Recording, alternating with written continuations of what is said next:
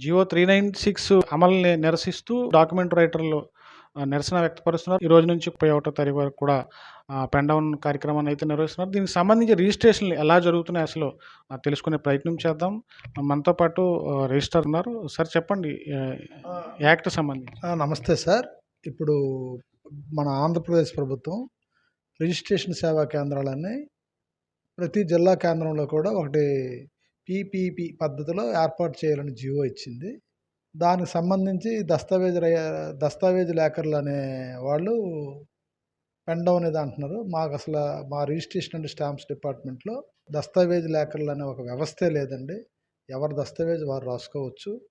మా ప్రతి sub register కార్యాలయంలో మే ఐ హెల్ప్ యూ అని ఒక డెస్క్ ఉంటుందండి. అక్కడ ఒక సీనియర్ అసిస్టెంట్ ఉంటాడు.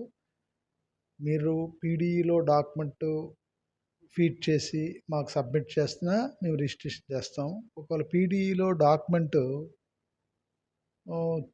చేయడం రాకపోతే మా ఏ సబ్ రిజిస్టర్ కార్యాలయం, మనకు 9 సబ్ రిజిస్టర్ కార్యాలయాలను, ప్రతి సబ్ రిజిస్టర్ కార్యాలయంలో పీడీఈ చేయమని చెప్పి దస్తావేజ్ రిజిస్ట్రేషన్ చేసుకుంటామంటే మా సీనియర్ అసిస్టెంట్స్ రెడీగా ఉన్నారండి. రిజిస్ట్రేషన్లు చేస్తున్నాం. ఇప్పుడు కూడా మన విశాఖపట్నం జిల్లాలో రిజిస్ట్రేషన్లు అయితే జరుగుతున్నాయి సార్. దాని గురించి ఇబ్బంది అయితే ఏమీ లేదు.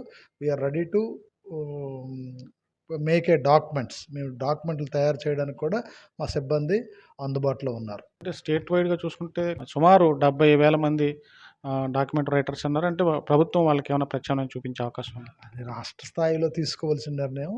మాకు అది సంబంధం లేనిది. మాకేంటంటే we're the public servants.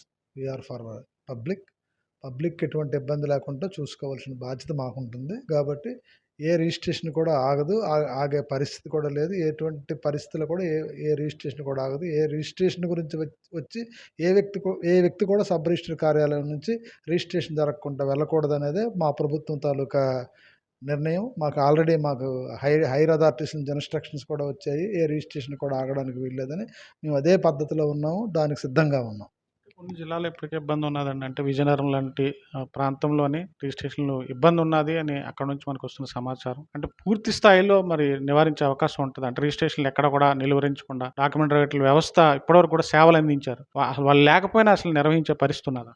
Guarantee నిర్వహిస్తారండి. ప్రభుత్వం తలుచుకుంటుంది. అక్కడ పబ్లిక్ ప్రైవేట్ పార్టిసిపేషన్ పద్ధతిలో రిజిస్ట్రేషన్ సేవా కేంద్రాలు ఏర్పాటు చేసిన తర్వాత పబ్లిక్ సేవ చేయడానికి ప్రభుత్వం సిద్ధంగా ఉన్న తర్వాత మనం అటువంటి క్వశ్చన్ అరైజ్ అవుద్దని మనం అనుకోకూడదండి. ప్రభుత్వం నిర్ణయం అది. ప్రభుత్వం ఆ రకంగా ఆలోచిస్తుంది. ఇప్పుడు కొన్ని వెస్ట్రన్ కంట్రీస్లో అటువంటి పద్ధతి. ఇప్పుడు అమెరికా వెళ్ళారనుకోండి, అమెరికాలో మొత్తం ఇదే సిస్టమ్ ఉంటుంది. అన్నీ కూడా ప్రైవేటు వ్యక్తుల ద్వారా జరుగుద్ది.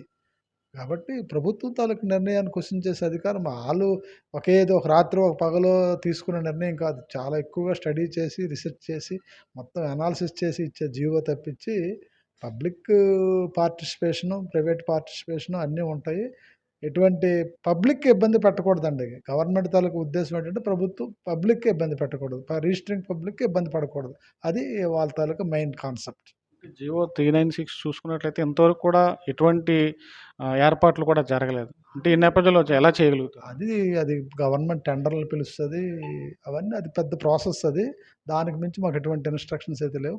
ప్రభుత్వం టెండర్లు పిలవడం, దానికి ఏదో ఒక పద్ధతి అంటూ ఉంటుంది. ఆ పద్ధతి ఒక గైడ్ లైన్స్ అనేది ఫామ్ చేస్తే ఆ గైడ్ లైన్స్ ప్రకారం మనం అందరం ఫాలో అవ్వాల్సిందే. అక్కడ క్వశ్చన్ ఆఫ్ డీవియేషన్, అసలు డీవియేట్ అవ్వడానికి లేదు. గైడ్ లైన్స్ ఇస్తుంది. అది ఆ జీవోకి సంబంధించి గైడ్ లైన్స్ ఇస్తుంది. అప్పుడు ఏ రకంగా రిజిస్ట్రేషన్ సేవా కేంద్రాలు పెట్టాలనేది ప్రభుత్వం నిర్ణయిస్తుంది. ఆ నిర్ణయాల ప్రకారం మనం నడుచుకోవాల్సి ఉంటుంది. అంటే ఎక్కడ రిజిస్ట్రేషన్ ఆగిపోవడం కానీ, వాళ్ళు లేకపోవడం అలాంటి సమస్యలు మీ దృష్టికి వచ్చాయి? ఎక్కడ ఏం లేదు. అన్ని దగ్గరలో కూడా అన్ని రిజిస్టర్ ఆఫీసులు పనిచేస్తున్నాయి. అన్ని రిజిస్టర్ ఆఫీసుల్లో కూడా రిజిస్ట్రేషన్లు జరుగుతున్నాయి. మొత్తం మీద రిజిస్ట్రేషన్ వ్యవస్థ చూసుకున్నట్లయితే 396 వచ్చిన తర్వాత ప్రభుత్వం పూర్తి స్థాయిలో సేవలు అందించే కార్యక్రమం అయితే చేపడుతుందని చెప్తున్నారు. మరోవైపు డాక్యుమెంట్ రైటర్ల పరిస్థితి రాష్ట్ర వ్యాప్తంగా ఆందోళన చేపట్టారు, పెన్ డౌన్ చేపట్టారు. 70,000 మంది సుమారు ఉపాధి కోల్పోయే అవకాశం ఉందని చెప్పి వాళ్ళంతా కూడా ప్రభుత్వాన్ని వేడుకుంటున్నారు. కెమెరామెన్ స్వామితో శ్రీధర్, GTN న్యూస్, విశాఖపట్నం నుంచి.